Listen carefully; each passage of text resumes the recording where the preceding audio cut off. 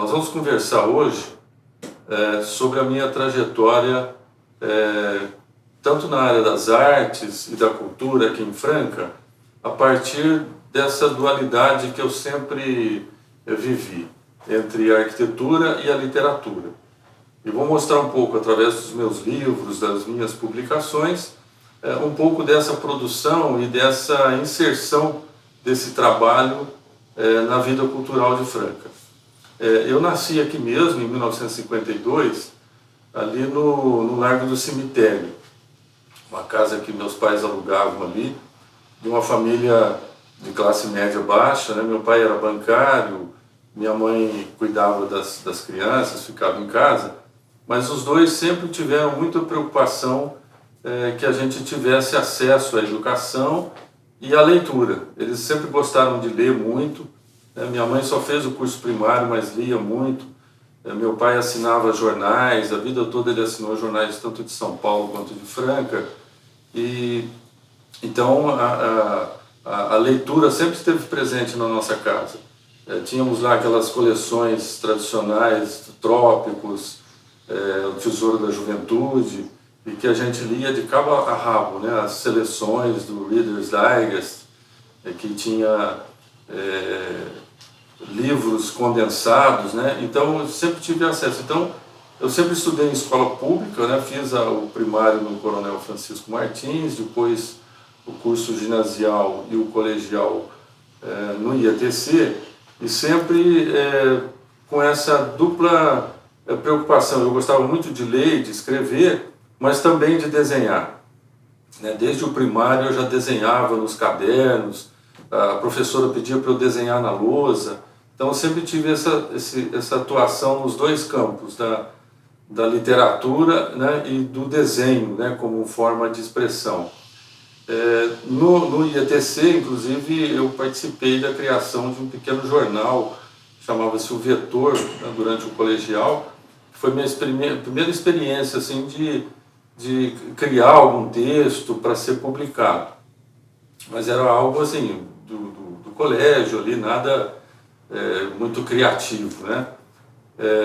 A partir de 1970, logo que eu terminei o colegial, eu fui fazer a Faculdade de Arquitetura e Urbanismo, Brás Cubas, em Mogi das Cruzes. Eu fiz o vestibular, entrei a partir de 1970, e justamente o mesmo ano que eu comecei a namorar a Thalie, que também gostava de desenhar.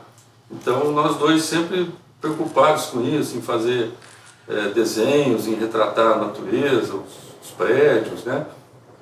E ao viver em Mogi das Cruzes, que era uma cidade, era uma cidade maior do que Franca, mas também com poucas opções culturais. Então eu me dediquei muito ao estudo mesmo e, portanto, à leitura. E eu fiquei 2 anos em Mogi, depois me mudei para São Paulo e continuava estudando em Mogi. Eu fui para São Paulo para fazer o estágio, né, para tentar trabalhar em algum escritório. Eu acabei trabalhando na Prefeitura de São Paulo como estagiário, em escritórios de arquitetura, e viajava todo dia para Mogi.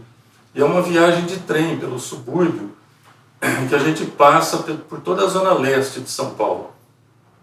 E é uma viagem longa, de mais de 1 hora de duração.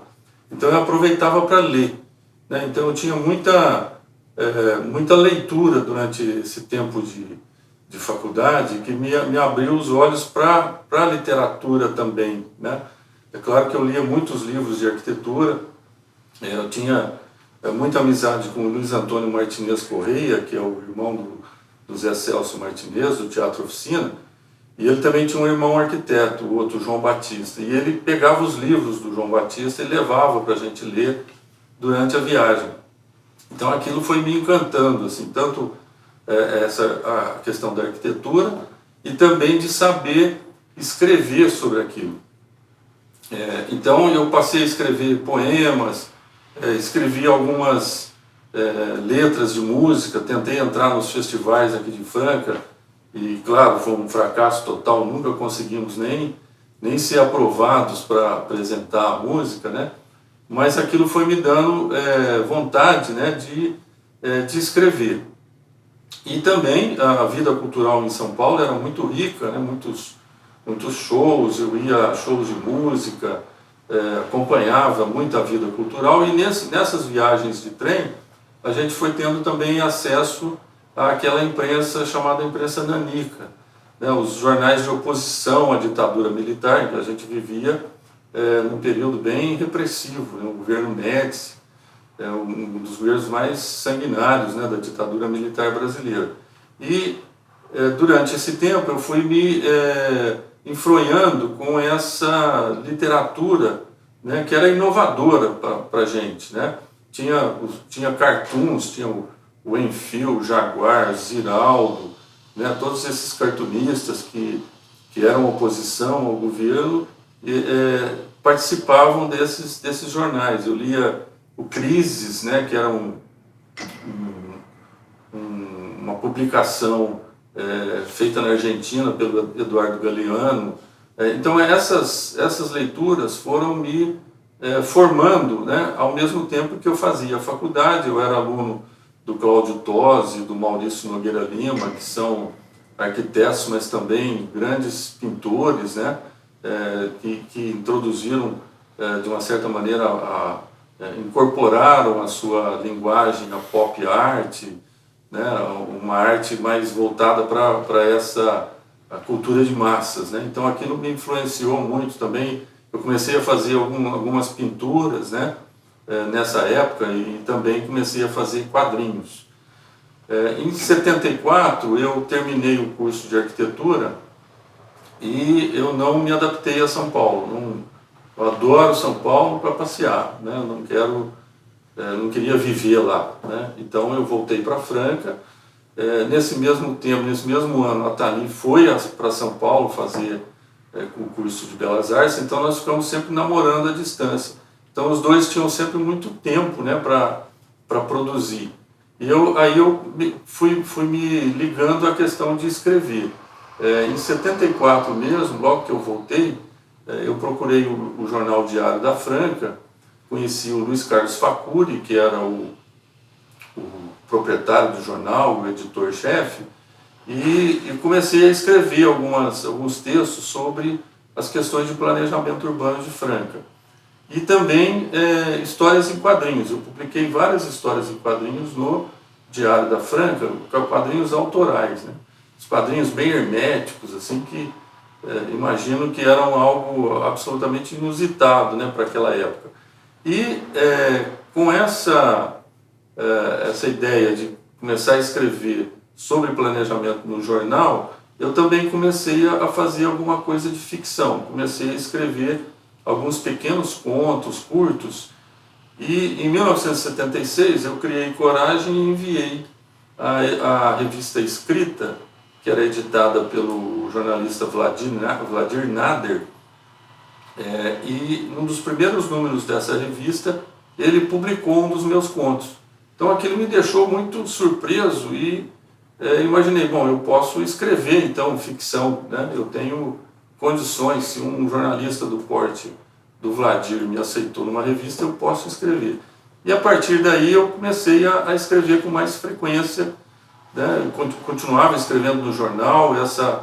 Eu trabalhava já como arquiteto e fui trabalhar primeiro no escritório do Ari Balieiro, que era um arquiteto já bastante experiente, que chegou a ser até o prefeito aqui de Franca em 2 oportunidades, foi vereador também.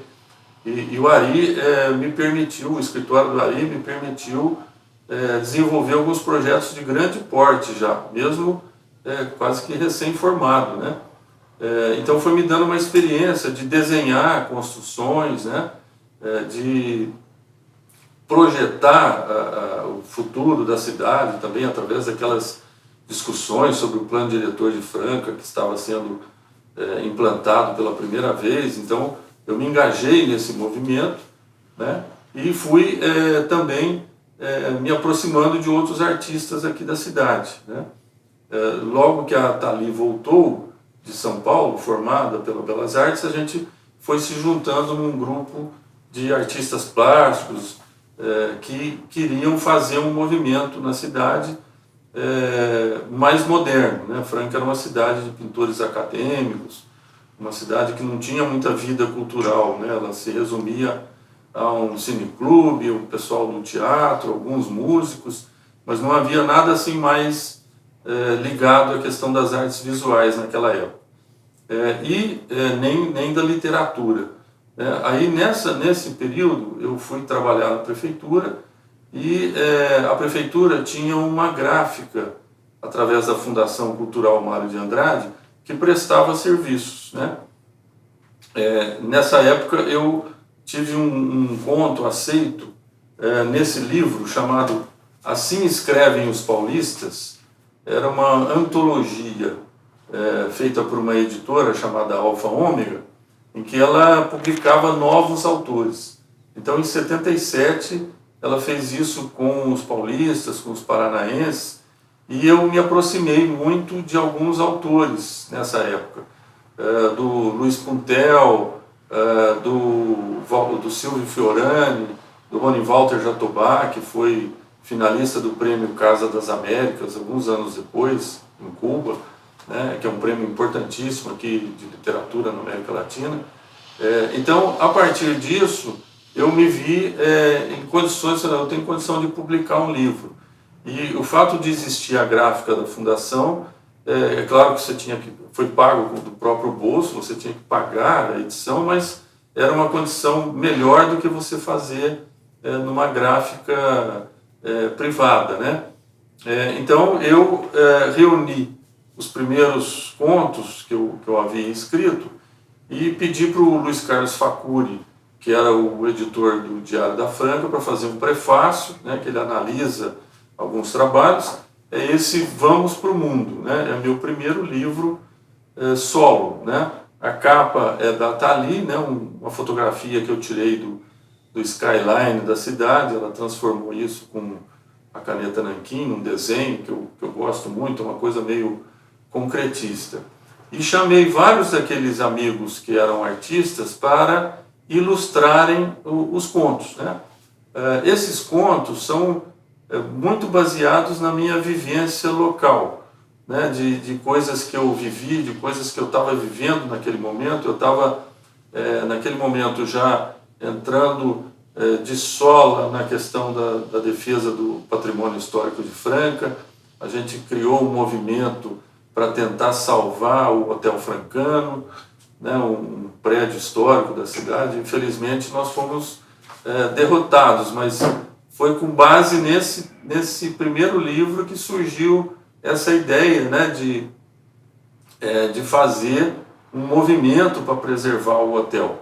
Então, esse livro foi lançado em 1979, com a tiragem de 500 exemplares, e cada conto tem uma ilustração, tem ilustrações da Thalys, do Rodolfo Chiaverini, que é um pintor, do Gerson Oliveira, que é outro desenhista, pintor e publicitário, que até hoje acompanha meu trabalho, está sempre produzindo a parte gráfica, né, de coisas que eu faço. Então, essa primeira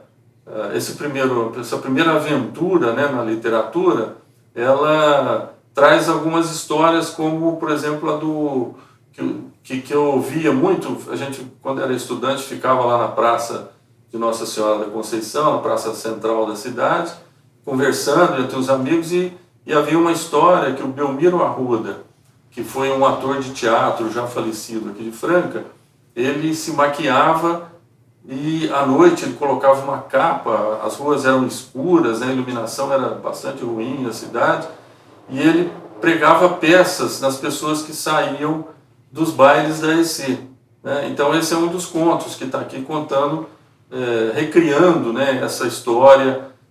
Tem histórias de carnaval, tem histórias do tempo que eu viajava de trem pela Central do Brasil e que ia de São Paulo a Mogi durante o tempo da faculdade. Então essas histórias retratam um pouco dessa vivência naquele período, né? Então esse primeiro livro de 79 reúne 14 contos que tratam basicamente de uma temática muito local, de coisas locais, a questão já tem uma história sobre um jogador de basquete, que era uma coisa que Franca na época já era muito aficionada, né? O Clube dos Bagres já havia sido campeão, né?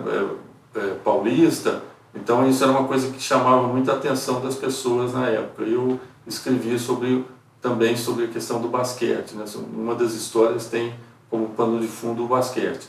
Então esse é a primeira aventura que eu tive em 1979.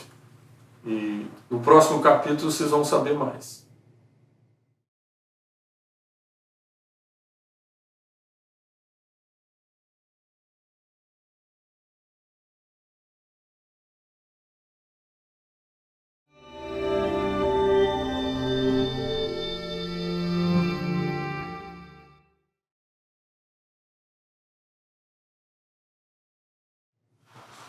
Em 1977 eu fui para a prefeitura trabalhar como arquiteto e aí eu desenhava muito lá, porque havia muita coisa para fazer. Desenhei projetos de escolas, de praças públicas, né, durante essa atividade, e também atuava muito escrevendo artigos no Jornal Diário da Franca, defendendo a implantação do plano diretor.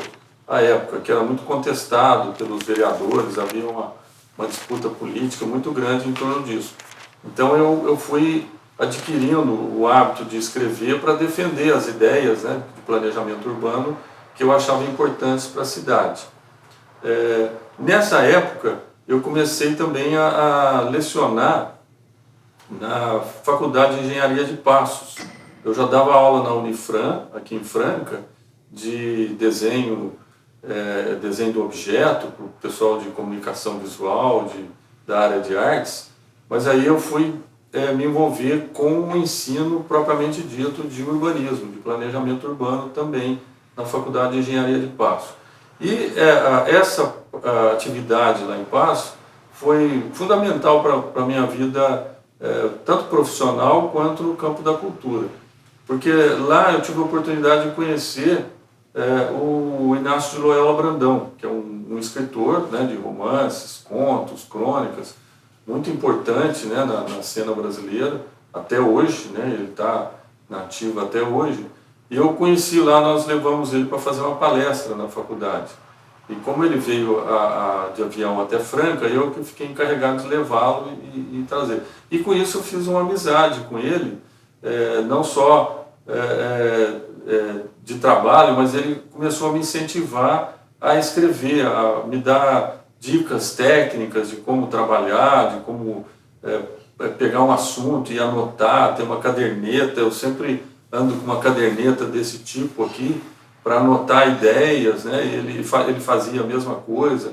Então coisas dessa natureza foram importantes para mim naquela época. E aí com isso eu estava muito envolvido com a luta pela preservação do Hotel Francano. Na época era um movimento popular, né, pelo tombamento do prédio para transformá-lo numa casa da cultura. E essa consciência de que era preciso mudar a cidade, mudar a sociedade, a gente vivia ainda numa ditadura, foi me levando também para o campo da política. Eu comecei a me interessar cada vez mais pela atuação política e fui atuar no Partido dos Trabalhadores. Fui um dos fundadores aqui em Franca do Partido dos Trabalhadores, que também me permitiu ler e conhecer pessoas que tinham ideias novas sobre como mudar a situação do país, né? Que me levaram a ter uma consciência social do papel, né, daquele trabalho que a gente fazia, não só do planejamento urbano, mas também o papel social da literatura. Eu comecei, o primeiro livro tinha alguns contos mais herméticos, né? Mas esse segundo livro, que eu publiquei em 1981, que se chama A Noite dos Espantalhos e Parasitas, ele tem um conto que entrava em choque com a elite local, né? Porque ele fazia uma crítica aberta, né? Até o próprio nome do livro é um trocadilho com essa festa que havia da elite local, ele mostrava essa festa do ponto de vista dos trabalhadores que tinham que dar suporte à festa. O músico, o taxista que ia levar as pessoas até o baile, a babá que ficava em casa, na casa da madame, cuidando dos filhos enquanto ela estava na festa, o garçom, né, o cozinheiro dos quitutes lá daquela festa. E nós resolvemos fazer o lançamento desse livro, que também foi todo feito numa máquina desse tipo. Eu escrevia à mão primeiro, depois passava limpo numa máquina de escrever desse tipo aqui, uma Olivetti 45, que eu tenho até hoje, e para fazer a edição, naquela época surgiu uma máquina de escrever elétrica IBM, e a prefeitura tinha uma máquina IBM que ficava no gabinete do jurídico da prefeitura. Era o procurador jurídico da prefeitura que era o usuário dessa máquina. Então eu conversei com ele para poder, à noite, ir à prefeitura e digitar todo o texto para impressão.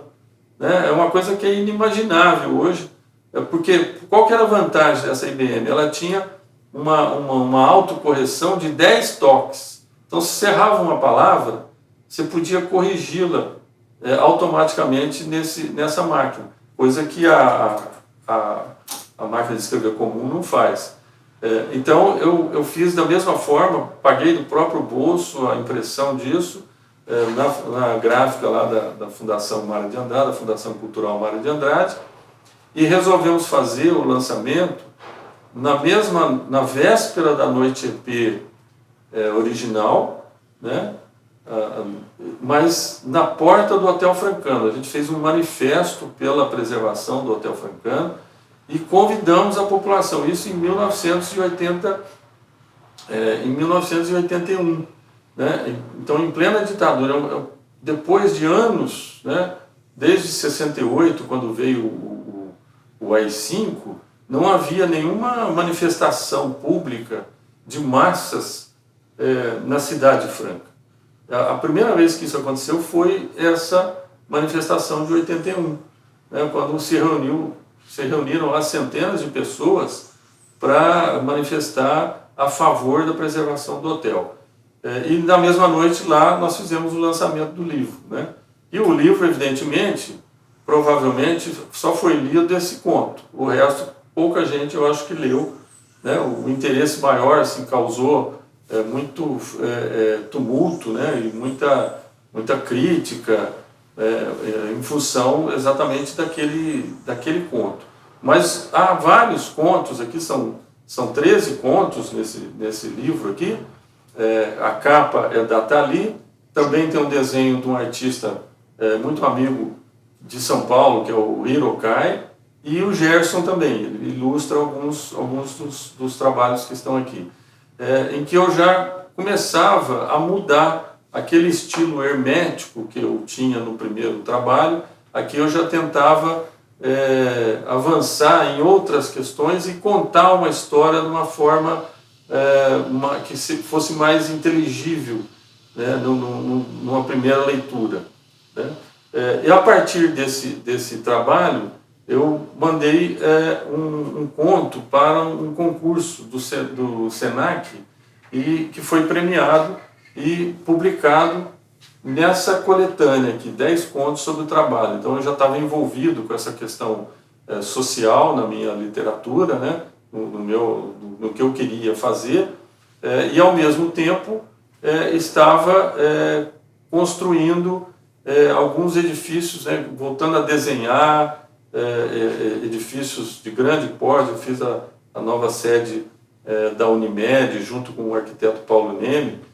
Então, assim, muito envolvido com essa questão de não mais de fazer residências, projetos de residência, mas algo que servisse à sociedade de uma forma mais ampla. Essa é um livro de passagem, vamos dizer. Eu estava tentando mudar a forma de escrever para atingir um público maior. Mas vocês vão saber mais no próximo capítulo.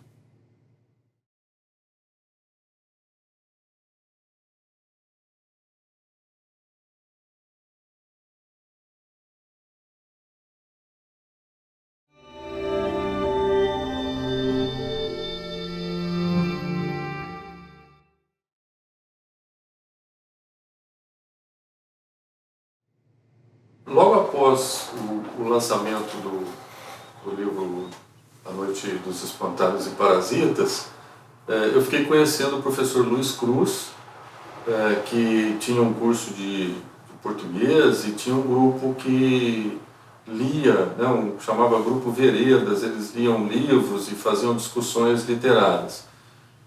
Nós, pela proximidade, inclusive na construção do PT em Franca, ele também participava muito nessa época, nós nos aproximamos e resolvemos, discutindo em conjunto, em 1982, criar uma entidade que congregasse os artistas locais na luta pela cultura, pela preservação da memória local, por ter mais atividades culturais na cidade.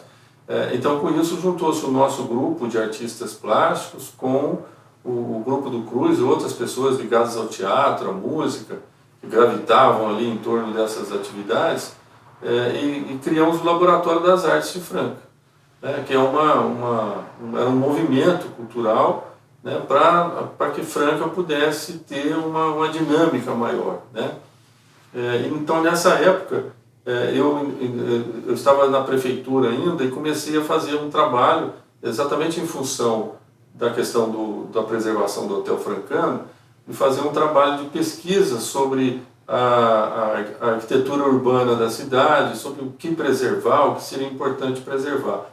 E a partir disso, de levantamentos fotográficos, eu andei pela cidade, visitei pessoas que tinham fotos antigas da cidade, no próprio museu histórico, fui levantando uma série de informações sobre a história urbana local, e nessa época eu vi que um livro do professor Benedito Toledo, que se chamava São Paulo, 3 Cidades em um Século, que mostrava o processo de transformação da capital de São Paulo, que era uma cidade de taipa, depois virou uma cidade de tijolos, e depois uma cidade de concreto, né? Uma transformação muito rápida. E eu achei aquilo tão interessante, a ideia, eu falei, eu preciso fazer algo parecido aqui em Franca. Então, com base nisso, eu escrevi esse livro, que se chama Franca, Itinerário Urbano, que foi publicado em 1983.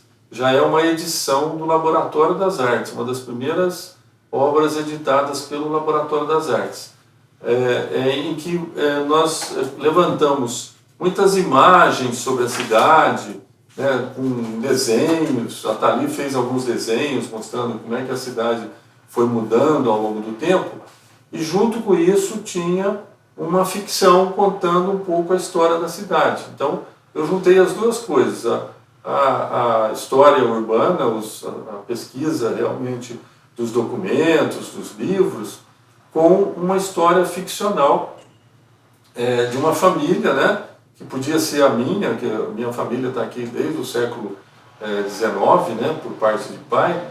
Então, contando um pouco a evolução dessas mudanças da cidade. Isso só foi possível porque eu tive um mecenas, né? Eu fui atrás do seu Nelson Pussi, que era um dos proprietários do Grupo Amazonas, mostrando para ele a ideia de se fazer algo que preservasse a memória da cidade, porque tinha acabado de ser destruído o Hotel Francano, a gente havia sido derrotado, né, pelas forças retrógradas que não queriam nada disso, que achavam que modernidade era destruir o velho e construir tudo novo, sem levar em conta a memória, né, que é o que nos dá uma identidade cultural. E ele topou.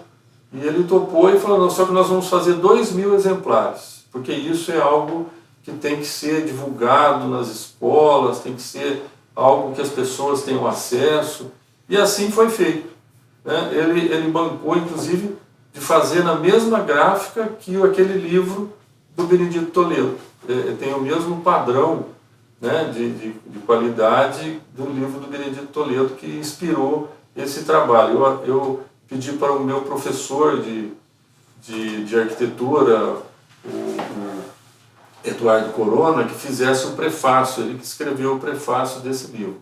Então é um trabalho que se tornou uma espécie de referência, né? A maior parte dos trabalhos sobre Franca sempre apresentam na sua bibliografia esse livro, porque ele é um primeiro registro que junta muitas informações de pesquisa, de livros, com a ficção, misturado com a ficção, contando um pouco da história. Nessa mesma época, eu enveredei por um outro caminho. Eu resolvi fazer o mestrado na USP. Então, exatamente com base nessa pesquisa, eu falei, eu vou avançar mais em outras pesquisas sobre a história da cidade, sobre a arquitetura local, ao mesmo tempo que continuava escrevendo contos e ajudando a criar o laboratório. Nessa época eu construí um prédio na Rua Cuba, no Jardim Consolação, um prédio que abrigasse o Laboratório das Artes, as atividades culturais do laboratório. Então, o cineclube, as exposições de arte, os concursos de poesia falada, tudo isso começou a acontecer nesse prédio da Rua Cuba. E eu continuei produzindo alguns contos nessa época. Vocês vão saber no próximo capítulo.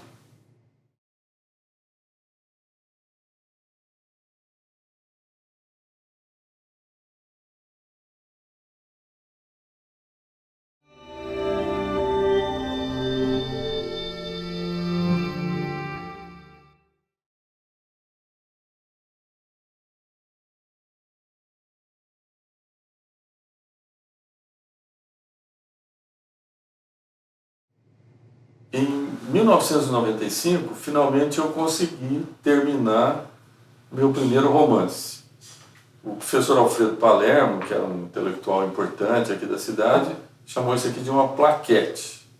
Não sei exatamente o que significa isso, mas na verdade é mais uma novela, talvez, do que um romance. A capa é da Thalí, tem umas ilustrações retrô, porque a história se passa nos anos 50. E é uma história baseada em algumas memórias familiares iniciais, né? A primeira delas o protagonista é uma criança que vai pegar o ônibus na rodoviária de Franca, que era, na verdade, um descampado, onde hoje é o terminal urbano de ônibus, não tinha nem prédio, nem nada, era ao lado do antigo mercado, né, municipal. E passava pela praça, 9 de julho, e ali havia um banco. Na época, as famílias mais ricas da cidade e as empresas doavam bancos para as praças da cidade. E era algo assim que sempre me chamou a atenção. O banco estava escrito assim: dos homens de cor à cidade de Franca. Quer dizer, eu sempre, quando era menino, eu olhava aqui e falava, mas todas as famílias, tem lá a família tal que doou, cada uma doou um banco, e todos os homens de cor doaram só um banco. Eu não conseguia entender aquilo, né? Hoje eu sei perfeitamente o motivo daquilo, o racismo estrutural, né, presente na sociedade brasileira. Aquilo era um exemplo claro. Infelizmente esse banco, numa das muitas reformas, ele desapareceu. Mas o ponto de partida era isso. Na época existia um serviço de ônibus, de ônibus não, era uma espécie de jardineira que levava as pessoas que queriam pegar o ônibus da Paulista em Barrinha, no município de Barrinha. E Franca era servida pela Mogiana, pela estrada de ferro Mogiana, que era muito precária, muito ruim, muito demorada. E a Paulista era muito melhor.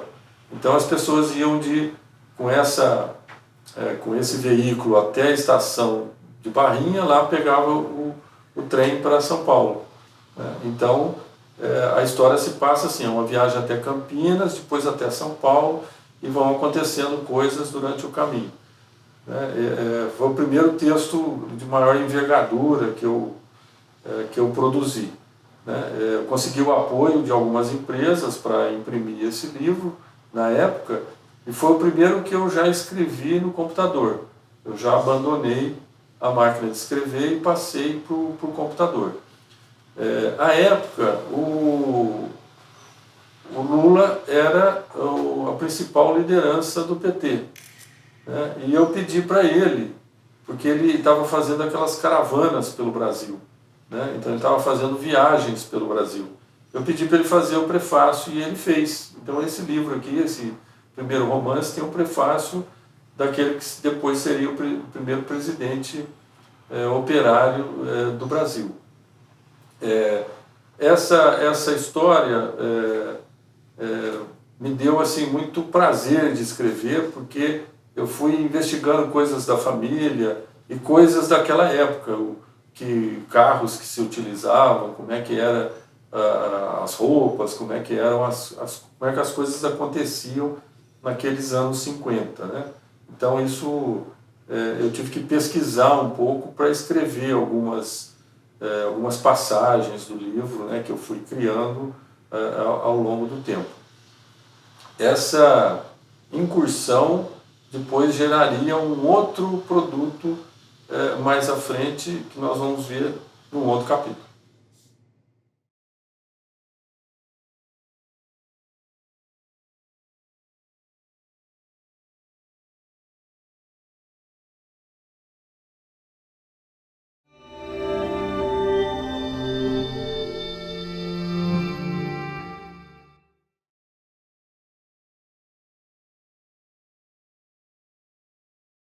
Nos anos 90, logo após eu sair da terminal, concluir o mestrado, eu passei a me envolver muito com o apoio a prefeituras. Eu trabalhei na prefeitura de Jaboticabal, depois na prefeitura de Ibiraci, sempre através da Universidade de Passos, né? Fazendo trabalhos de extensão, levando muitos grupos de estudantes para fazer trabalhos na área de planejamento urbano, de habitação, de equipamentos públicos, né? Ajudando esses pequenos municípios. E aí eu fui ouvindo mais histórias, porque você vai frequentando essas cidades pequenas e vai ouvindo histórias, e isso foi me dando ideia para novos contos. E em 98 eu já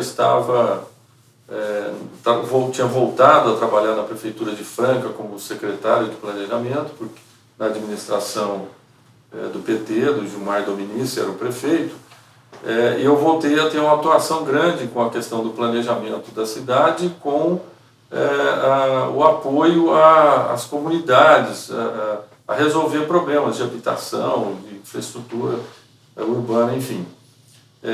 Então eu participei de pelo menos 3 mutirões de casas populares, que as pessoas iam fazer as casas nos finais de semana.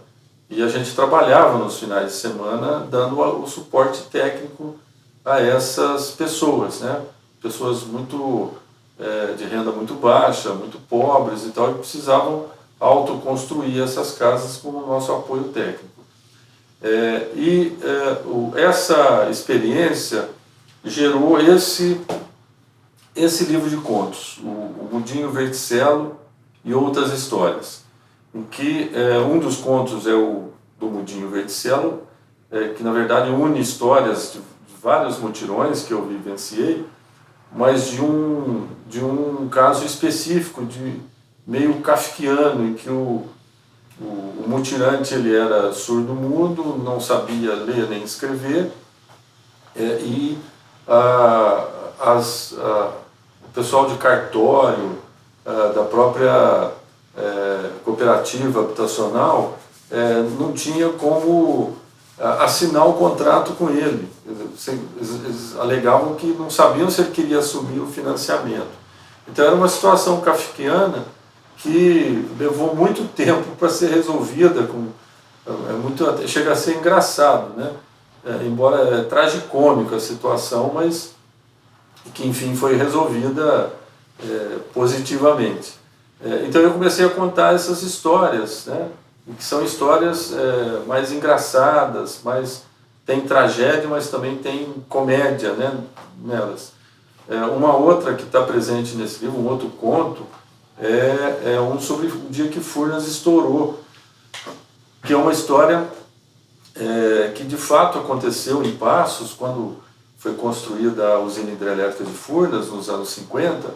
Um grupo de amigos estava num boteco em Passos, numa noite, chovendo muito, e um deles falou assim: nossa, vocês já pensaram se Furnas estourasse, ia alagar tudo aqui? Isso seria impossível por causa da cota da cidade, mas as pessoas começaram a acreditar que isso poderia estar acontecendo. Alguém saiu do bar, foi até a delegacia, e acho que tinha tomado umas a mais, e falou que Furnas tinha estourado, que estava descendo a água, e que tinha que evacuar a cidade. E eles tentaram falar em Furnas, e por conta da chuva, não conseguiram completar a ligação, havia caído a linha telefônica. E aí eles imaginaram realmente o pior, e saíram acordando parte da cidade, saiu todo mundo debaixo da chuva, na lama e tal, para ir para os lugares mais altos, né? Então é uma história tragicômica, né? Para ver que fake news não é uma coisa recente, é uma coisa muito antiga.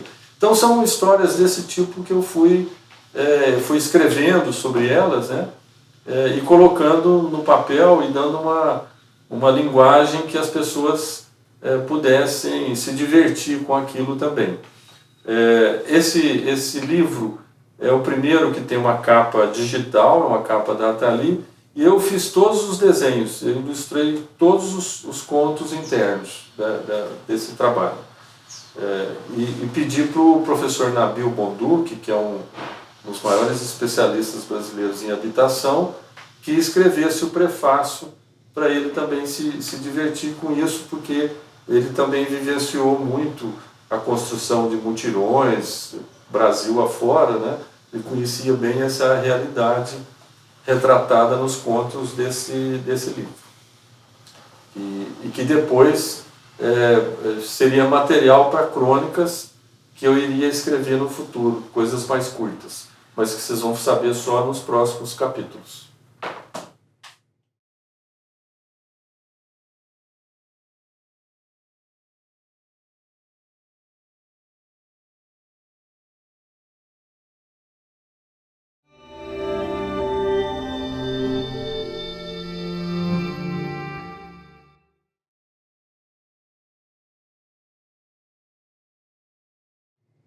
No final do século XX, eu aderi à tecnologia, né? Comecei a utilizar o computador e ver as possibilidades novas, né, que isso gerava.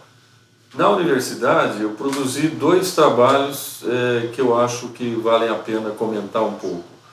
Um deles foi o Museu Virtual de Franca. Foi a primeira tentativa de digitalizar as imagens urbanas, né, de Franca, da sua transformação, e eu produzi alguns textos que pudessem passar para estudantes, principalmente, e professores da rede pública que fossem estudar a cidade, mostrar essas transformações, como elas ocorreram. Eu consegui o apoio de algumas empresas para produzir um CD-ROM, né, que foi distribuído gratuitamente a todos os professores da rede pública municipal, né, à época, isso no ano 2000. Todo esse trabalho foi feito em conjunto com a professora Elaine dos Santos, também lá da UNG de Passos, e a gente também fez um trabalho de divulgação dele nas escolas, né, em que a gente usava esse material, projetava e discutia com os alunos as mudanças da Praça Nacional da Conceição, da Praça Barão, das ruas da cidade, as principais ruas, as ruas mais antigas da cidade. Então é um trabalho que eu tive muito carinho por ele, muita dedicação de fazer, porque ele era uma nova etapa naquele processo que eu vinha de me engajar na luta pela preservação do patrimônio histórico e cultural de Franca, de uma nova forma, né, de poder divulgar isso de uma forma mais massiva, para que as pessoas pudessem entender a história local e ajudar a preservá-la. Um pouco de educação patrimonial que eu achava importante.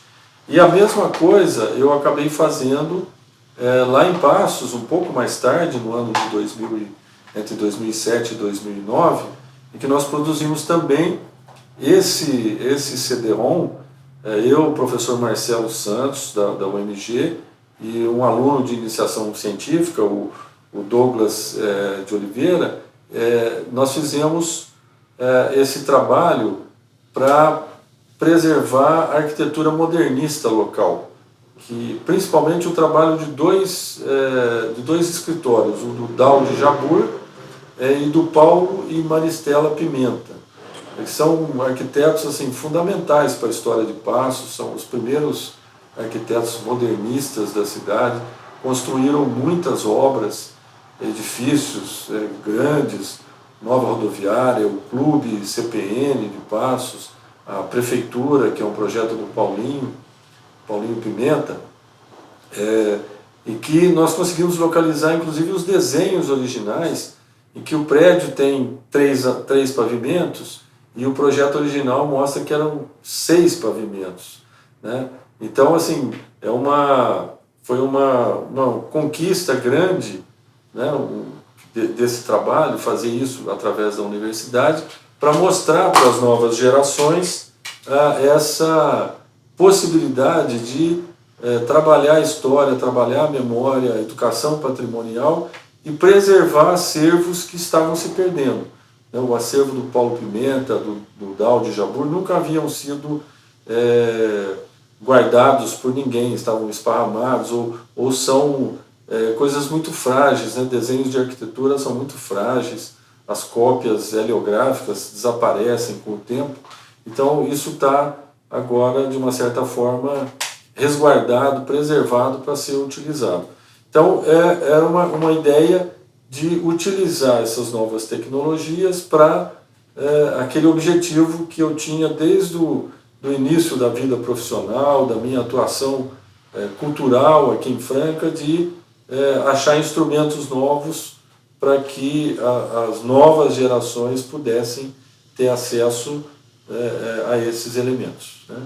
Então isso é algo que me deu assim, muita satisfação de fazer e que eu gostaria que isso continuasse sendo divulgado, como ainda né, como ainda está sendo divulgado e preservado pelos conselhos de patrimônio das respectivas cidades. Eu continuei fazendo isso ao mesmo tempo que continuava escrevendo, né? Nessa época eu voltei a estudar, né, e entrei no doutorado da USP para fazer mais estudos, né, além do mestrado que eu já havia feito. Mas isso fica para o próximo capítulo.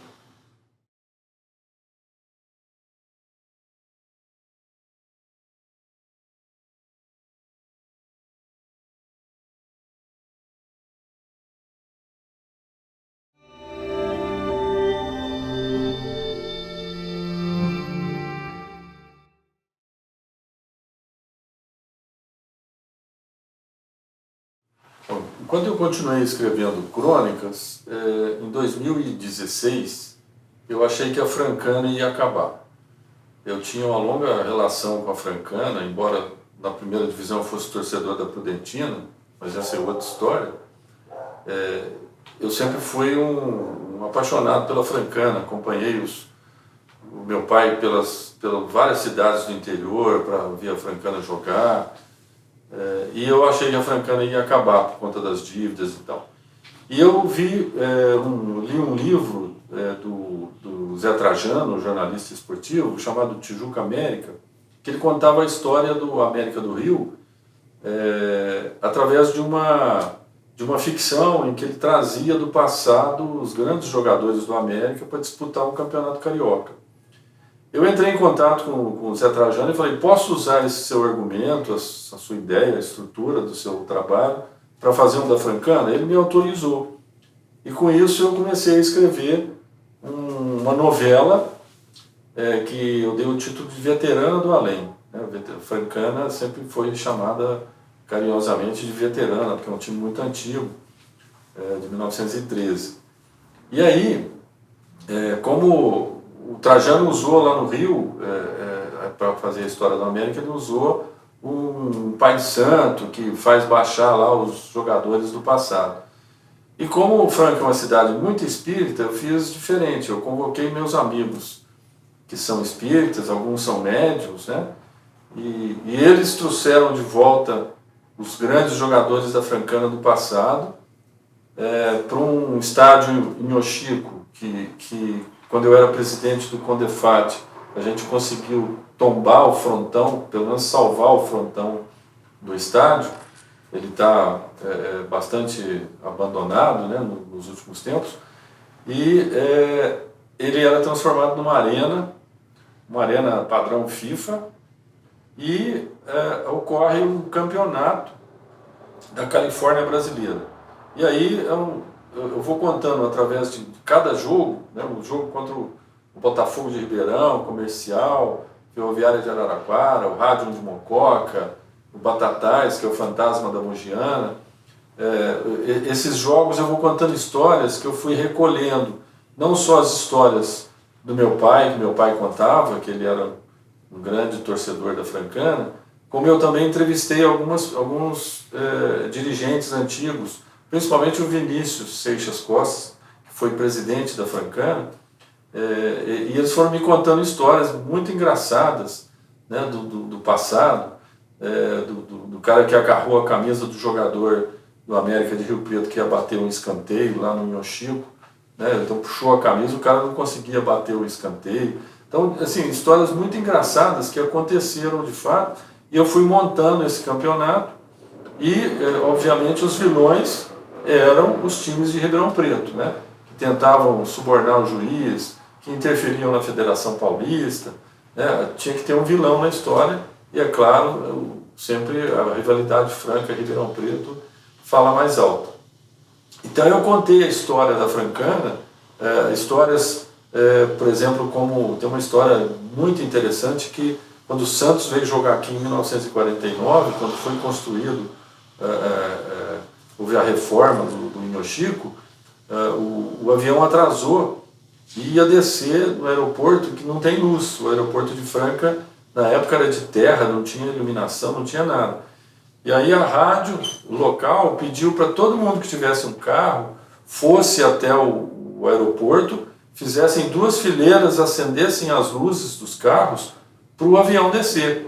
E isso aconteceu mesmo, né? Então, assim, tem histórias muito interessantes que eu fui resgatando do passado da Francana e montando nessas várias partidas, até, evidentemente, a Francana ser campeã, né, desse torneio, em cima do Botafogo, obviamente, com Sócrates e tudo mais, e para depois ter uma comemoração no Hotel Francano, obviamente. Então foi uma novela que eu tentei reconstruir a história da Francana, mas de uma forma divertida, bem humorada, e que rapidamente se esgotou, né?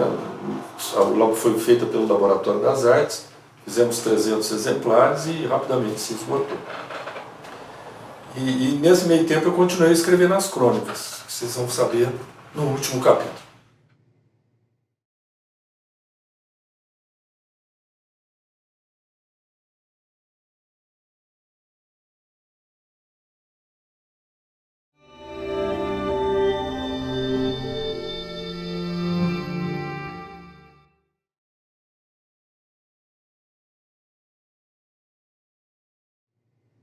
Para encerrar nossa jornada, eu vou falar do que eu estou fazendo atualmente. Quando eu saí do jornal, eu continuei, como eu disse, escrevendo crônicas semanalmente. Então, na minha conta do Facebook, eu passei a manter uma coluna semanal chamada Anacrônicas da Franca do Imperador, né, que é como Franca é conhecida, é um nome do passado. Essas crônicas, parte delas foram publicadas nesse livro, né, editado também pelo Laboratório das Artes, em 2018. Nós reunimos aqui aproximadamente 150 das crônicas, são mais de 500 crônicas que eu já publiquei no Facebook, reunindo um pouco dessa minha Macondo particular, né? Eu sempre, desde os anos 70, que eu comecei a me interessar bastante por literatura, eu comecei a ler os latino-americanos, os autores latino-americanos. Um amigo, Marcos Mazzotta, me emprestou o livro 100 Anos de Solidão, do Gabriel Garcia Marques. Eu fiquei encantado com aquele realismo fantástico, e a partir daí eu leio tudo dos autores latino-americanos, uruguaios, peruanos, bolivianos, chilenos, colombianos. Eu tenho muitos livros, né? Eu gosto muito de ler a literatura latino-americana.